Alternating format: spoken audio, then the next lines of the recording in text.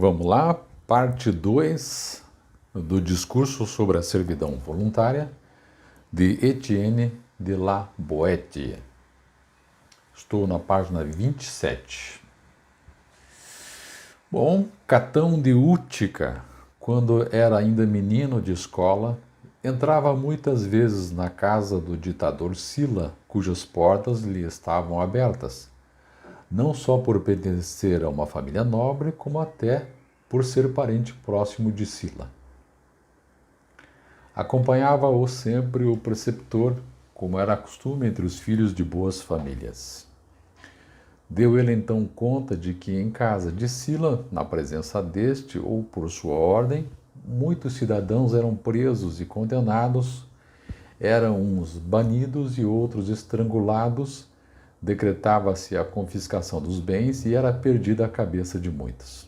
Ou seja, mais parecia o paço do tirano do que a morada do governador da cidade. Era menos um tribunal de justiça do que uma espelunca da tirania. Perguntou o nobre infante ao preceptor: dar-me-eis um punhal? Metê-lo-eis sob a toga e, como entro muitas vezes nos aposentos de Sila, antes dele acordar, o meu braço há de ter força suficiente para libertar o povo. Este é um dito digno de Catão, assim já se revelava digno da morte que teve. Mas se porventura a história não referisse o nome dele, nem o local, seria facílimo adivinhar que se trata de um romano e natural de Roma, da verdadeira Roma, quando ela era livre.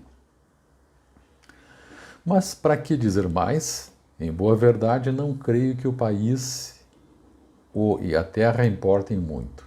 Em todos os países, em todos os climas, sabe mal a sujeição e é gostosa a liberdade.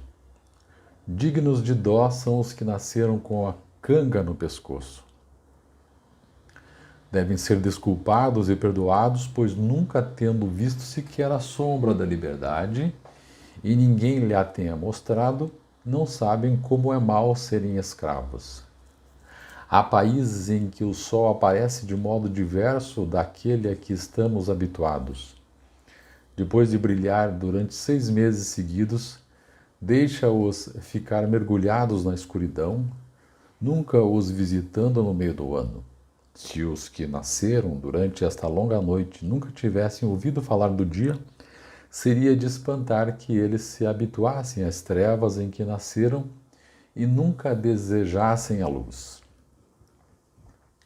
Nunca se lastima o que não se conhece, só se tem desgosto depois de ter gozado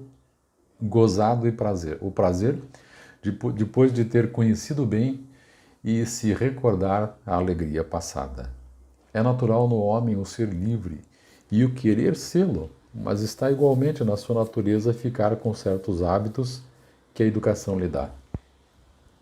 Diga-se, pois, que acaba por ser natural tudo que o homem obtém pela educação e pelo costume, mas da essência da sua natureza é o que lhe vem da mesma natureza pura e não alterada. Assim, a primeira razão da servidão voluntária é o hábito. Provam-no os cavalos sem rabo, que no princípio mordem o freio e acabam depois por brincar com ele. E os mesmos que se rebelavam contra a sela acabam por aceitar a albarda e usam muito ufanos e vaidosos arreios que os apertam. Afirmam que sempre viveram na sujeição, que já os pais assim tinham vivido. Pensam que são obrigados a usar freio, provam-no com exemplos e com o fato de há muitos serem propriedade daqueles que os tiranizam. Mas a verdade é que os anos não dão o direito de se praticar o mal, antes agravam a injúria. Sempre haverá umas poucas almas melhor nascidas do que outras, que sentem o peso do jugo e não evitam sacudi-lo. Almas que nunca se acostumam à sujeição e que, à imitação de Ulisses, o qual por mar e terra procurava avistar o fumo de sua casa, nunca se esquecem dos seus privilégios naturais, nem dos antepassados e da sua antiga condição. São esses dotados de claro entendimento e espírito clarividente. Não se limitam como vulgo a olhar só para o que tem adiante dos pés, olham também para trás e para frente e, estudando bem as coisas passadas, conhecem melhor o futuro e o presente. Além de terem um espírito bem formado, tudo fazem para aperfeiçoá-lo pelo estudo e pelo saber. Esses, ainda quando a liberdade se perdesse por completo e desaparecesse para sempre do mundo, não deixariam de imaginá-la, de senti-la e saborear para eles a servidão, por muito bem disfarçada que lhes aparecesse, nunca seria outra coisa boa. O Grão turco teve perfeita consciência de que os livros e a doutrina, mais do que qualquer outra coisa, dão aos homens a capacidade de se conhecerem e de odiarem a tirania. Sabe-se que nas suas terras não há mais sábios do que os que lhe convém a ele. Acontece que o zelo e a dedicação dos que, apesar de tudo, prezam a liberdade, não têm efeito algum, pois, mesmo que sejam em grande número, não se podem conhecer uns aos outros. A tirania subtrai-lhes todas e qualquer liberdade de agir, de falar, de pensar. Têm de guardar só para eles as suas fantasias. Razão tinha Momo para zombar quando censurou o homem forjado por Vulcano, por não lhe ter feito no coração uma janela através do qual pudessem ser vistos os seus pensamentos. É sabido que Brutus e Cássio, ao planejarem a libertação de Roma, ou antes, no mundo inteiro, não quiseram que Cícero, o maior zelador do bem público, entrasse na conspiração. Julgaram que tinham um plano demasiadamente débil para tal façanha, confiavam na vontade dele, mas não estavam muito seguros de sua coragem.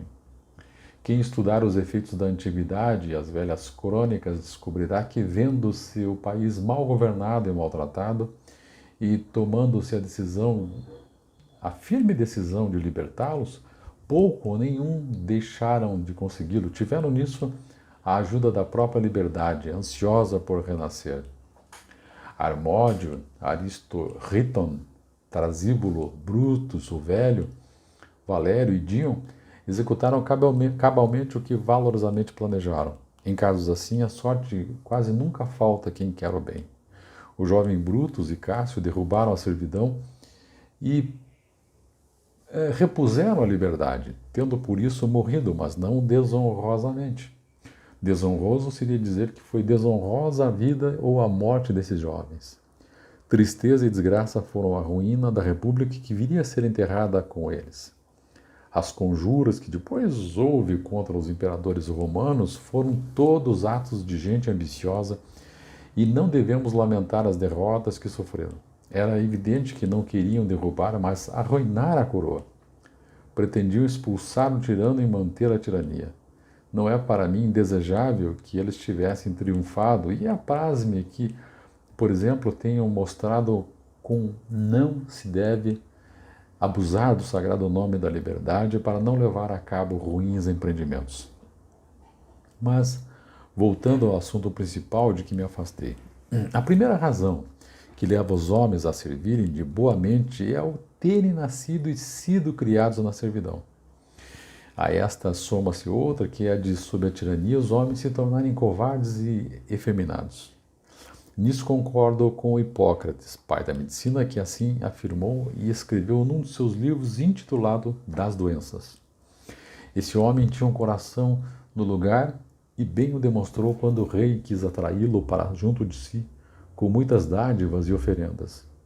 Respondeu-lhe francamente que teria muitos escrúpulos em tratar e curar os bárbaros que queriam matar os gregos e de pôr a sua parte a serviço de um rei que pretendia escravizar a Grécia.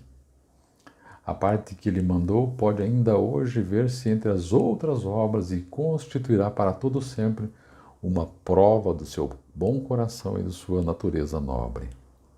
Com a perda da liberdade perde-se imediatamente a valentia. As pessoas escravizadas não mostram no combate qualquer ousadia ou intrepidez. Vão para o castigo como que manietadas e entorpecidas como quem vai cumprir uma obrigação.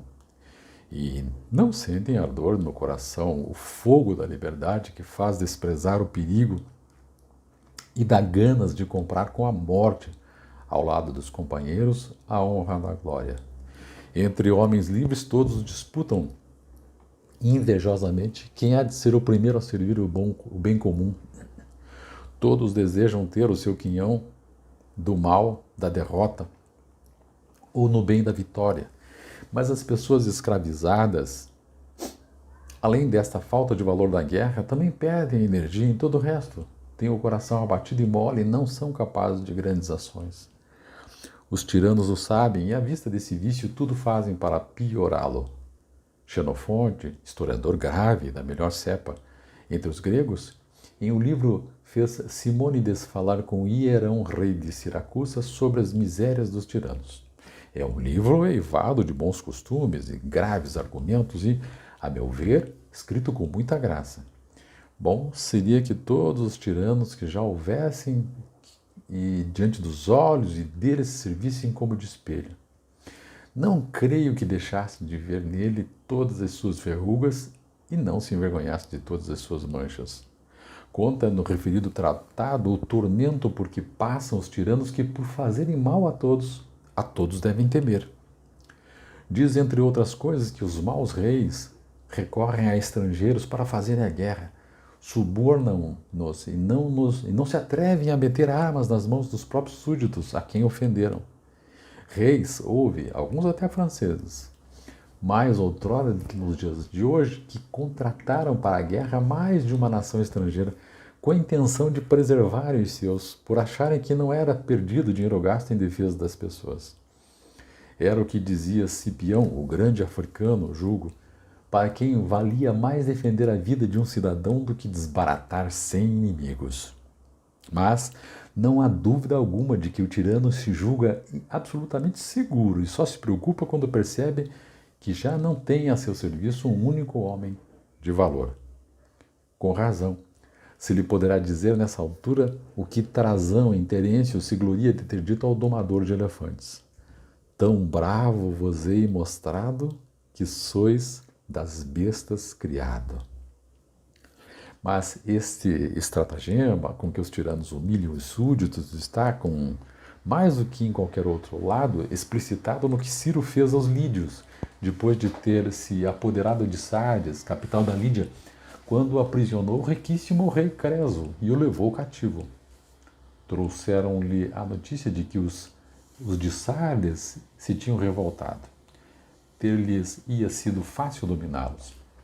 Não desejando saquear uma tão bela cidade, nem querendo destacar para lá um exército que a vigiasse, recorreu a um outro expediente, fundou nele bordéis, tabernas e jogos públicos e publicou um decreto que obrigava os habitantes a frequentá-los.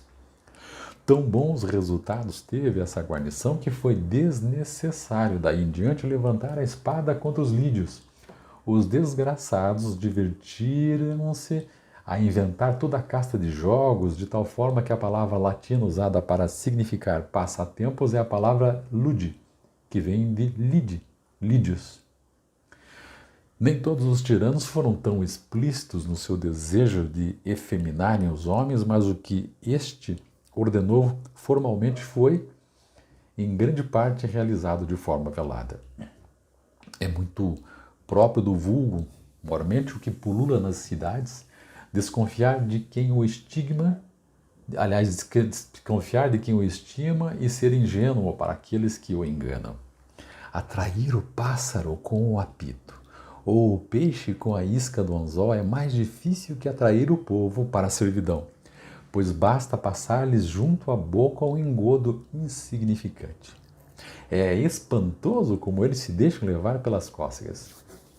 Os teatros, os jogos, as farsas, os espetáculos, as feras exóticas, as medalhas, os quadros e outras bugigangas eram para os povos antigos engodos da servidão, preço da liberdade, instrumentos da tirania. Deste meio, desta prática, desses engodos, se serviam os tiranos para manterem os antigos súditos sob o jugo. Os povos, assim ludibriados, achavam bonito esses passatempos, divertiam-se com o vão prazer que lhes passava diante dos olhos e habituavam-se a servir com simplicidade igual, se bem que mais nociva, a das crianças que aprendem a ler atraídas pelas figuras coloridas dos livros iluminados. Os tiranos romanos decretaram também na celebração frequente das decenárias públicas, para as quais atraíam a canalha que põe acima de tudo os prazeres da boca. Nem o mais esclarecido de todos eles trocaria a málaga na sopa pela liberdade da República de Platão. Os tiranos ofereciam o quarto de trigo, o cesteiro de vinho e o sestércio, e os vivas ao rei então eram coisa triste de se ouvir. Não davam conta aos nécios de que recuperavam dessa forma parte do que era seu e que não podia o tirano dar-lhes coisa que não lhe tivesse furtado antes. O que hoje ganhava o sestércio, o que se fartava de comer no festim público, louvando a grande liberalidade de Tibério e Nero, era, no dia seguinte, obrigado a entregar os seus haveres à avareza, aos filhos da luxúria e ao próprio sangue, à crueldade daqueles magníficos imperadores, e fazia-o, sem dizer palavra, mudo como uma pedra, quedo como um cepo. O povo sempre foi assim. É perante o prazer que honestamente não pode atingir, aberto e dissoluto, e fácil ao agravo, e a dor que honestamente não deveria sofrer, insensível. Não sei hoje em dia de pessoa alguma que, ao ouvir falar de Nero, não trema só com o nome de tão vil monstro, de tão hedionda e imunda besta. Pode, porém, dizer-se que após a sua morte, vil tanto quanto foi a sua vida, o povo romano ficou com tanta pena por se lembrar de seus jogos e festins, que pouco faltou para vestir luto. Assim o escreveu Cornélio Tácito, autor dos melhores e mais graves, e só pode estranhar o fato de quem não conheça bem o que o povo fez após a morte de Júlio César, que tinha abolido as leis e a liberdade. Achavam que era um homem sem valor, creio, mas louvaram muito a sua humanidade, que afinal foi tão nociva como a crueldade mais selvagem de todos os tiranos. Em boa verdade, a sua peçonhenta doçura serviu só para adoçar a servidão que impôs ao povo romano. Mas, depois de morto o dito povo, que tinha ainda na boca, desse logo tinham por certo, que os imperadores romanos não deixavam de tomar sempre o título de tribuno do povo, seja porque seu cargo era tido na conta de santo, de sagrado, seja porque havia se estabelecido para se defenderem do povo e estarem sob o favor do Estado. Desse modo, tinham por certo que o povo lhes daria toda a confiança, tendo em maior consideração o título do que os atos deles. Não procedem melhor hoje em dia os que sempre que cometem aleivosias, incluindo as mais graves, fazerem-nas acompanhar de discursos sobre o bem comum e a utilidade pública. Não ignoras, longa, os considerandos dos que habilmente costumam lançar mão de tal sorte. Mas, na maioria das vezes, não há habilidade que chegue para cobrir tanto despudor. Os reis assírios e depois deles os medos só apareciam em público o mais tarde possível, ao anoitecer, para a populaça julgar que eles tinham algo de sobre-humano, assim iludindo as gentes propensas ao devaneio e amigas de imaginar aquilo que não veem claramente isso. Foi assim que as nações que durante longos anos pertenceram ao Império Sírio se habituaram com tal mistério a servir e serviam tanto mais quanto não sabiam quem era o soberano. E todos o respeitavam e temiam sem nenhum deles o ter visto.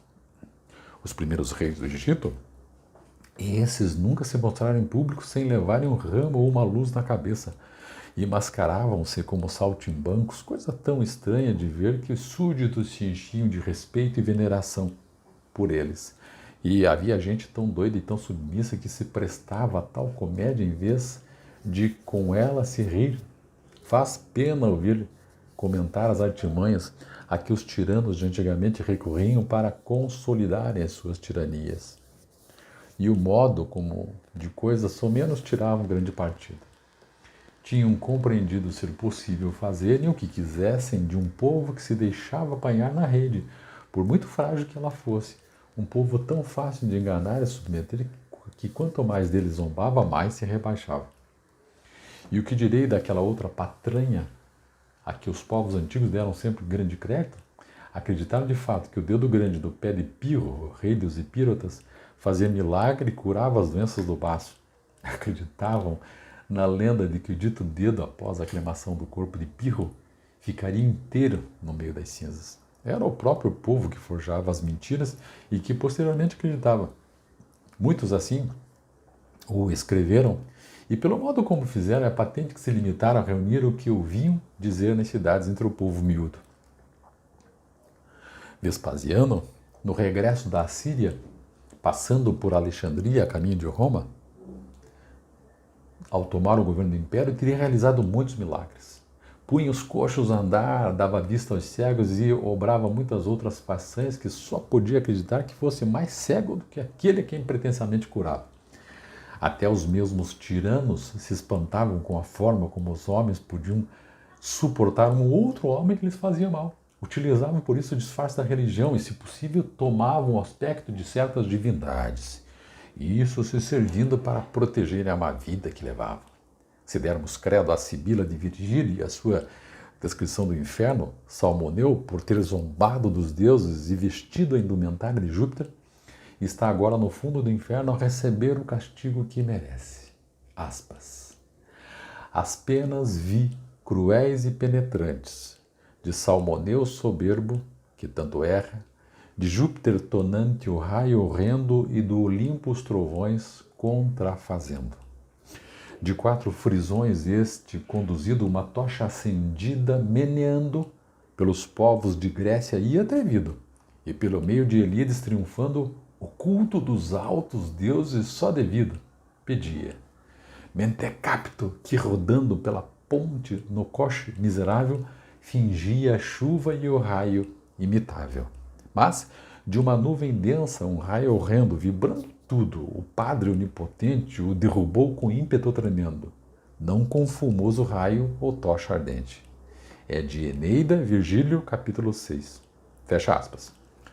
Se este, cujo crime foi fazer de tolo, padece hoje mais tormentos no inferno, é de crer que merece muito pior os que abusaram da religião para fins ruins. Os nossos semearam pela França sapos, flores de lis, a ampola e a oriflama. Pela parte que mais me cabe, não ponho em dúvida que os nossos maiores, e nós não temos razão de queixa, pois sempre tivemos reis bons em tempos de paz, valorosos na guerra, reis que, embora sendo de nascença, parecem ter sido não criados pela natureza como os outros, mas eleitos por Deus Todo-Poderoso, antes de tomarem nas mãos as rédeas do governo e a guarda do reino.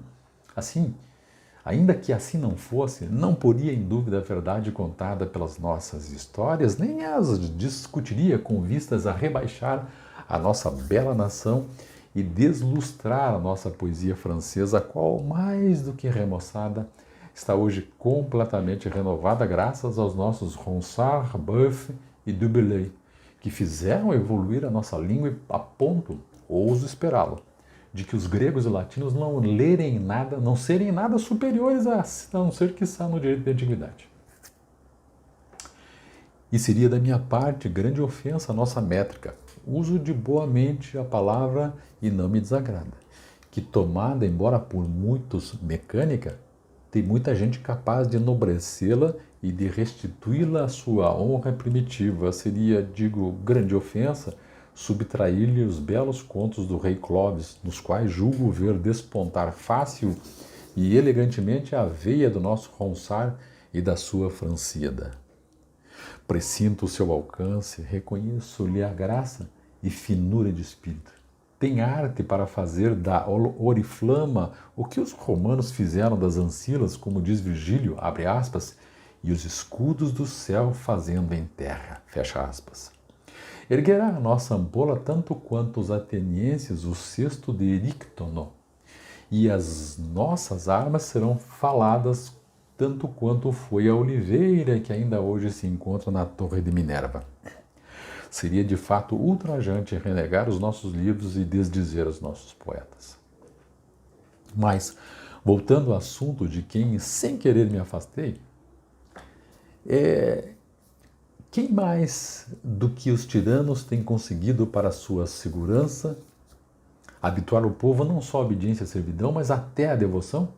Tudo, pois, o que aqui disse sobre o hábito das pessoas serem voluntariamente escravas aplica-se apenas às relações entre os tiranos e a raia miúda e embrutecida. Passarei agora a um ponto em que, a meu ver, constitui o segredo e a mola da dominação, o apoio e o alicerce da tirania. Quem pensa que as alabardas dos guardas e das sentinelas protegem o tirano está, na minha opinião, muito enganado. Usam-nos, creio, mais por formalidade e como espantalho do que por merecerem confiança. Os arqueiros vedam a entrada no passo aos poucos hábeis, mas os que não têm meios, não os bem armados e os façanhudos. Dos imperadores romanos se pode dizer que foram menos os que escaparam de qualquer perigo por intervenção dos arqueiros do que os que pelos próprios guardas foram mortos. Mas não são as hordas de soldados a cavalo, não são as companhias de soldados peões, não são as armas que defendem o tirano. Parece à primeira vista incrível, mas é a verdade. São sempre 4 ou 5 os que estão no segredo do tirano. São esses 4 ou 5 que sujeitam o povo à servidão. Sempre foi a uma escassa meia dúzia que o tirano deu ouvidos. Sempre foram esses os que lograram aproximar-se dele ou ser por ele convocados para serem cúmplices das suas crueldades, companheiros de seus prazeres, alcoviteiros de suas lascívias e com ele beneficiários das rapinas. Tal é a influência deles sobre o caudilho que o povo tem de sofrer não só a maldade dele, como também a deles. Essa meia dúzia tem a seu serviço mais 600 que procedem com eles, como eles procedem com o tirano. Aliás, abaixo destes 600, há mais 6.000 devidamente ensinados a quem confiam. Ora o governo das províncias, ora a administração do dinheiro, para que eles ocultem as suas avarezas e crueldades, para serem seus executores no momento combinado e praticarem tais malefícios que só à sombra deles podem sobreviver e não cair sob a alçada da lei e da justiça. E abaixo de todos estes vêm outros. Quem queira perder tempo a desenredar esta complexa meada descobrirá abaixo dos tais 6.000 mais 100.000, 100 milhões agarrados à corda do tirano. Tal como em Homero, Júpiter se gloria de que puxando a corda todos os deuses virão atrás. Tal cadeia está na origem do crescimento do Senado e no tempo de Júlio do estabelecimento de novos cargos e das eleições de ofícios que não são de modo alguma reforma na justiça, mas novo apoio à tirania. E, pelos favores, ganhos, lucros que os tiranos concedem, chega-se a isso. São quase tantas pessoas a quem a tirania parece proveitosa como as que prezam a liberdade. Dizem os médicos que, havendo no nosso corpo uma parte afetada, é nela que naturalmente se reúnem os humores malignos. Da mesma forma, quando um rei se declara tirano, tudo quanto é mal, a escória do reino, não me refiro aos larápios e outros desorelhados que no conjunto da república não fazem bem ou mal algum, mas os que são ambiciosos e avarentos, todos se juntam à volta dele para apoiarem-no, para participarem do saque e serem outros tantos tiranetes, logo a terem tantos outros tiranetes também. É o caso dos grandes ladrões e corsários famosos. Há uns que exploram o país e assaltam os viajantes. Estão uns de emboscada e outros à espreita, uns chacinam, outros saqueiam, e havendo muito, embora alguns mais proeminentes, uns que são criados e outros chefes de bando, ou todos afinal se sentem donos, senão do espólio principal, pelo menos de parte dele. Conta-se que os piratas sicilianos não só se juntaram em tão grande número que foi mistério enviar contra eles Pompeu Magno, como também conseguiram estabelecer alianças com algumas belas cidades e grandes praças fortes em cujos portos ancoravam com toda a segurança no regresso do curso, dando-lhe em recompensa uma parte dos bens que rapinavam. O tirano submete a uns por intermédio dos outros. É assim protegido por aqueles que, se algo valessem, antes devia recear e dar razão ao adágio que diz ser a lenha rachada com cunhas feitas da mesma lenha. Vejam-se os arqueiros, os guardas, os porta-estandartes que do tirano recebem não poucos agravos. Mas os desgraçados, banidos por Deus e pelos homens, suportam de boa mente o mal e descarregam depois desse mal, não aqueles que o maltratam, mas que com ele são maltratados e que também não têm defesa. À vista dos que servilmente giram ao redor do tirano, a executar as suas tiranias e a oprimir o povo, fico muitas vezes espantado com a maldade dele e sinto igualmente pena de tanta estupidez. Porque, em boa verdade, o que fazem eles ao acercarem-se do tirano, se não afastarem-se da liberdade, darem, digamos por assim dizer, ambas as mãos à servidão e abraçarem a escravatura? Ponham eles algum freio à ambição, renunciem um pouco à avareza, olhem depois para si próprios, vejam-se bem e perceberão claramente que os camponeses, os servos, que eles espezinham e tratam como escravos, têm comparação com eles, livres e felizes. O camponês e o artesão, embora servos, limitam-se a fazer o que lhes manda e feito isso ficam quites. Os que giram em volta do tirano e mendigam seus favores não se poderão limitar a fazer o que ele diz, têm de pensar o que ele deseja. E muitas vezes, para ele se dar por satisfeito, têm de lhe adivinhar os pensamentos. Não basta que lhe obedeçam, têm de lhe fazer todas as vontades, têm de se matar de trabalhar nos negócios dele, têm de ter os gostos que ele tem, de renunciar à sua própria pessoa, de se despojar do que a natureza lhes deu. Têm de se acautelar com o que dizem, com as mínimas palavras, os mínimos gestos, com o modo como olham. Não têm olhos, nem pés, nem mãos, têm de se consagrar tudo ao trabalho de espiar à vontade e descobrir o pensamento do tirano. Será isso viver feliz? Será isso vida? Haverá no mundo coisa mais insuportável do que isso? Não me refiro sequer a homens bem-nascidos, mas sim a quem tem o sentido do bem comum, para não dizer cara de homem. Haverá condição mais miserável do que viver assim, sem ter nada de seu, sujeitando a outrem a liberdade, o corpo, a vida? Fazem tudo o que fazem para ganharem fortuna. Como se pudessem ganhar também alguma coisa de seu, quando da sua própria pessoa não pode dizer que seja sua. Como se fosse possível, na presença do tirano, alguém possuir o que quer que seja. Eles fazem tudo para acumular riquezas e não se lembram de que eles é que lhe dão a força para roubar tudo e a todos, não deixando a ninguém nada de seu.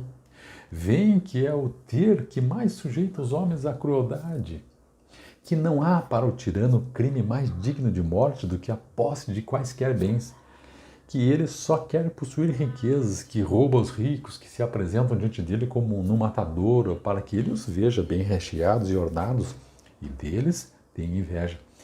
Esses favoritos deveriam lembrar-se menos dos poucos que no convívio com o tirano ganharam fortunas do que dos muitos que, tendo acumulado assim alguns haveres, acabaram por perder a vida e os bens. Bom, seria bom pensar que, se de algum modo ganharam riquezas, pouquíssimos foram os que a conservaram. Percorreram-se as histórias antigas, nós vamos lá nas frescas datas e se verá claramente quão grande é o número dos que, ganhando as boas graças dos príncipes, com falsidade, tendo recorrido à maldade ou abusado da simplicidade deles, acabaram por ser aniquilados pelos mesmos príncipes, os quais, tão facilmente quanto os tinha elevado, viram que não podiam conservá-los. Entre o grande número de pessoas que algum dia viveram nas cortes dos maus reis, poucos ou nenhum escapam de sentir em si a crueldade do tirano a quem tinham acirrado contra os outros. Tendo o mais das vezes enriquecido à custa da proteção deles com os despojos dos outros, foram eles que depois enriqueceram os outros com seus próprios despojos.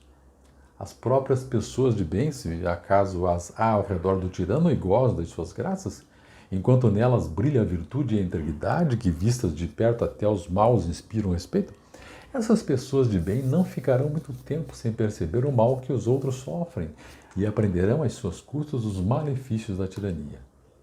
Sêneca, Burro, Trásias, esse trio de pessoas de bem que tiveram a pouca sorte de viver perto do tirano e a missão de tratar de seus negócios, foram todos por ele estimados e benquistos.